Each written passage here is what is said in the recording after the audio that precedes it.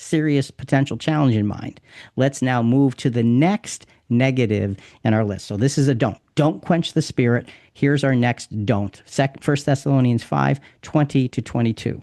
Do not despise prophetic utterances, but examine everything carefully. Hold fast to that which is good, and abstain from every form of evil. Okay, so let me rephrase don't despise prophetic utterances because that's confusing in today's language. Don't emphatically, without strong consideration, toss away what some have formally spoken to you regarding the application of God's word. Don't just arbitrarily throw it away. What we want to do is consider those things. Prophesying in this verse doesn't mean giving prophecies like in the Old Testament. The apostle described this elsewhere, and he says to prophesy is described as being a speaker who edifies. That's one who builds up and promotes Christian growth. One who exhorts. That means one who is providing a calling near to bring comfort. And one who consoles, one who persuades and stimulates or calms others. In the early church, the ability to do these things was a spiritual gift, meaning these abilities were miraculously bestowed upon some instead of being the natural result of a long time of study and prayer and meditation and experience. And we talked about how that was needed because Jesus had been killed. So he wasn't around to clarify teachings or settle these disagreements. And there were a lot of disagreements when Christianity was still a new idea. Even the apostles didn't always see eye to eye. So today we want to take that and respectfully listen to what our fellow Christians have to say, but we need to critically examine it all, proving it to be genuine against the scriptures. So remember, faithful is he who calls you, and he also will bring it to pass. God's faithfulness is proven by his care in setting up his church in a mutually upbuilding way. So we don't despise those prophesyings.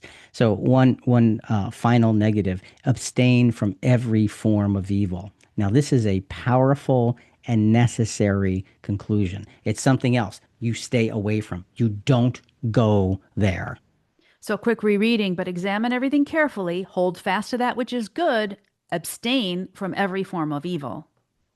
Based on what we've seen so far, our task is to despise not prophesying, to not put those things down, but to prayerfully consider those things by keeping our eyes open as we test all things taught with great care for their genuineness. Just because somebody may know more than we do doesn't mean that we just take what they say at face value.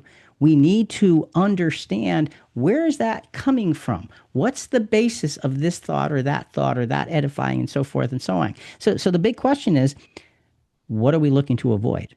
What do we need to abstain from? Oh, how about false teachers? Ego and greed are dangerous elements to allow ourselves to follow. We must examine, test, to see what is genuine. Error can be disguised in beautiful ways. We also want to avoid complacency and human rationalization. Sure, these are natural human issues that can easily creep in and they can mislead us with the passage of time. Some Christians might start out zealously and they sound genuine, but they end up leading with really human thinking.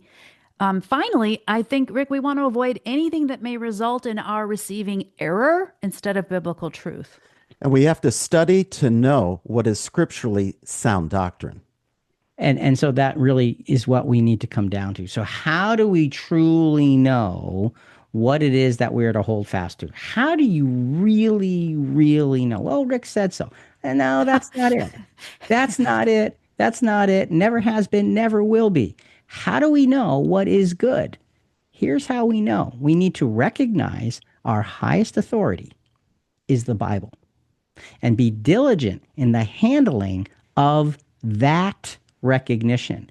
And folks, that is a primary, this is what we go to. This is the final test, period, end of statement. Great that you hear from somebody who you really respect. That's a wonderful thing. And that respect is likely well placed. However, the Bible is the final authority. 2 Timothy